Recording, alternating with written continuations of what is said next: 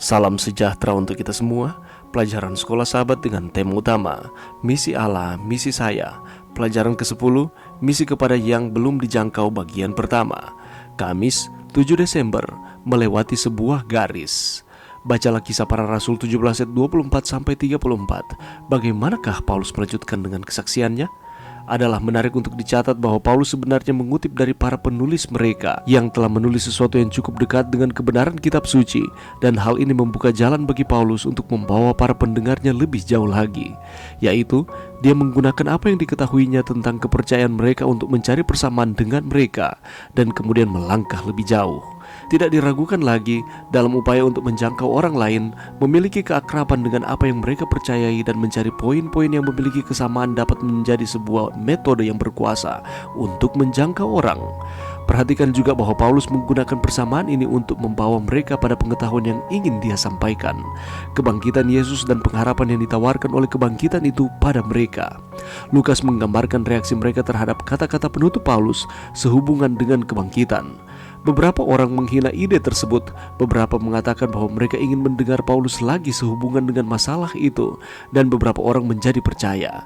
Yang merupakan kunci dari cerita ini dan berguna bagi kita adalah bahwa mereka semua telah mendengarkan, dan ini yang Paulus harapkan dari awal. Kita tahu bahwa beberapa orang akan menolak Injil, tetapi kita harus melakukan segala sesuatu yang bisa dilakukan untuk memastikan bahwa sebelum mereka menolak itu, mereka telah mengerti apa yang sedang mereka tolak. Dengan metode sewaktu bekerja di kalangan orang Athena dan dengan strategi yang digunakan dari apa yang telah diamati dan dipelajari dari mereka, Paulus memastikan bahwa mereka mendengar dengan pikiran terbuka bahwa Allah itu ada, yaitu Dia yang tidak mereka kenal, tetapi yang menciptakan mereka. Allah ini mengasihi mereka dan menginginkan supaya mereka mengenal Dia. Dia telah menunjukkan kemurahan kepada mereka terlepas dari ketidakpedulian mereka. Tetapi hari penghakiman akan datang, dan jika semua ini terdengar terlalu sulit dipercaya, ada bukti yang dapat diverifikasi untuk hal tersebut dalam kebangkitan Kristus. Sekarang orang-orang ini sudah mendengar dan mengerti pekabaran tersebut. Mereka telah memilih bagi diri mereka sendiri apakah segera menolak itu atau mencari tahu lebih jauh. Dan beberapa orang benar-benar mencari tahu lebih jauh dan kemudian menjadi pengikut-pengikut Yesus. Tantangan dalam doa, mintalah tuntunan khusus dari Allah untuk mengetahui bagaimana sebaiknya bersaksi kepada seseorang yang Anda kenal. Tantangan lebih besar, gunakan media sosial sebagai sebuah areopagus yang memungkinkan Anda menyajikan Injil dengan memiliki kejelasan dan bijaksana seperti Paulus kepada orang-orang yang tidak percaya.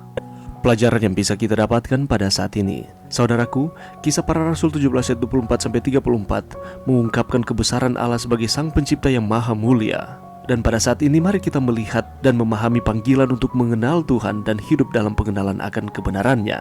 Di dalam pelajaran ini kita akan menemukan bahwa Allah adalah sebagai pencipta yang agung.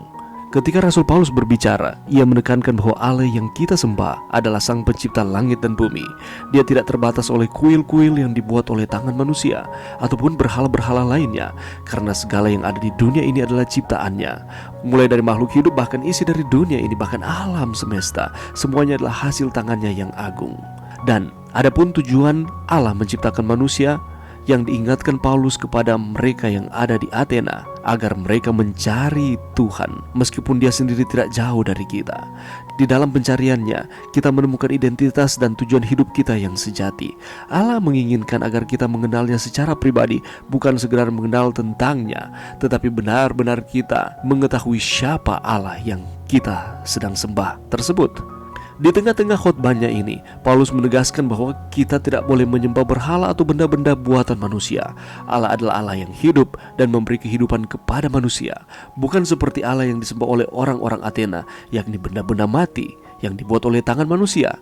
Itulah sebabnya Paulus menasihati kepada orang-orang yang di Athena untuk membangun hubungan yang mendalam dengan Allah, bukan dengan patung-patung atau berhala-berhala. Demikian pula dengan kita yang hidup pada saat ini. Mari kita membangun hubungan yang mendalam dengan Tuhan, memprioritaskan Tuhan di dalam kehidupan kita, bukan gantinya pencapaian-pencapaian yang kita tinggikan atau jabatan dan lain sebagainya, tetapi hanya Allah lah yang kita prioritaskan, kita tinggikan dan sembah di dalam kehidupan kita. Dan Paulus mengingatkan kepada pendengarnya bahwa akan ada hari penghakiman. Hari penghakiman itu akan tiba, dan setiap manusia akan diminta pertanggungjawaban atas setiap perbuatan-perbuatan kita. Karena apabila kita mengatakan bahwa kita mengasihi Tuhan, maka itu akan kelihatan dari tindakan-tindakan kita. Tindakan-tindakan ataupun perbuatan yang kita lakukan setiap hari itu merupakan respon atas kasih yang Tuhan berikan di dalam kehidupan kita.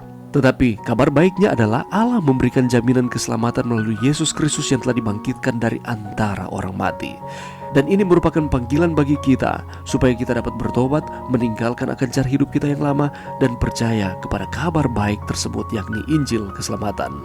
Kita menerima keselamatan yang ditawarkan oleh Allah. Dan ini juga merupakan bagian dari khotbah nasihat yang disampaikan Rasul Paulus kepada orang-orang yang ada di Athena. Dan ada beragam reaksi terhadap khotbah Paulus ini. Beberapa orang menolaknya, beberapa ingin tahu lebih banyak, dan beberapa menjadi percaya. Demikian juga bagi kita sebagai pendengar firman Tuhan pada saat ini. Kita dihadapkan dengan pilihan yang sama. Apakah kita akan menolak, atau kita akan mencari tahu lebih lanjut, atau kita menerima panggilan keselamatan yang ditawarkan oleh Allah kepada kita. Oleh karena itu, mari kita mengakui keagungan Allah sebagai Sang Pencipta yang Maha Mulia. Mari kita merespon panggilan Tuhan untuk bertobat, mempercayai Injil dan hidup di dalam kebenarannya. Dan mari kita bersama-sama menghormati dan memuliakan Allah di dalam segala hal yang kita lakukan. Karena Allah mengasihi kita. Mari kita belajar dari pengalaman Rasul Paulus menyampaikan akan kabar baik ini kepada orang-orang di Athena. Mari berdoa. Terima kasih Tuhan atas firman-Mu pada saat ini. Bantu kami Tuhan, untuk kami dapat terus setia kepada Tuhan. Kami dapat memberikan kesaksian lewat kehidupan kami kepada banyak orang bahwa Allah sebagai pencipta, Allah mengasihi, dan Allah melalui anak-Mu Yesus rela berkorban untuk keselamatan kami manusia. Ini doa kami Tuhan di dalam nama Yesus. Amin.